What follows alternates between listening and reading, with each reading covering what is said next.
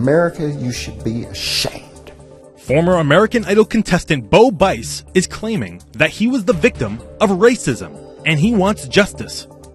Bice alleges that a black Popeyes employee at the Hartsfield-Jackson Atlanta International Airport targeted him with a racially insensitive comment. One of the three young ladies behind the corner said, "He's already got his, that white boy over there." Stunned to be on the receiving end of what he calls racism, Bice says the incident was shocking. I'm not a bigot. I love everyone. I don't care if you're Bo Bice, Bo Jackson, or Bo Diddley.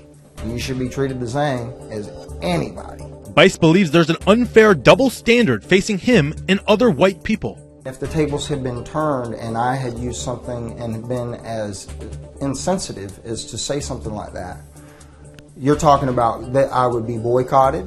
There would be people not buying my albums. There would be people coming and picking in at my shows. The singer took to social media to share his traumatic experience. He writes that one of the employees even made fun of his name, calling him Bobo. Mac2 Incorporated reportedly requested that Facebook take the post down due to thousands of disparaging comments about Popeyes. Facebook complied, citing that the content didn't follow community standards. An incensed Bice, who says all he wanted was an apology, is now threatening legal litigation against the fast food chain.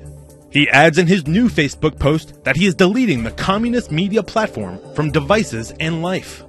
He suggests that Facebook took corporate Popeye's side.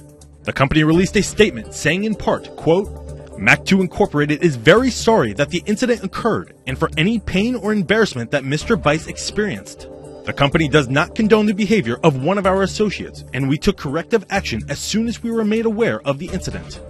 But for the emotional Bice, distraught over his harrowing experience, he says the issue of racism in America runs deeper than just one incident. The fact that I've got to sit on TV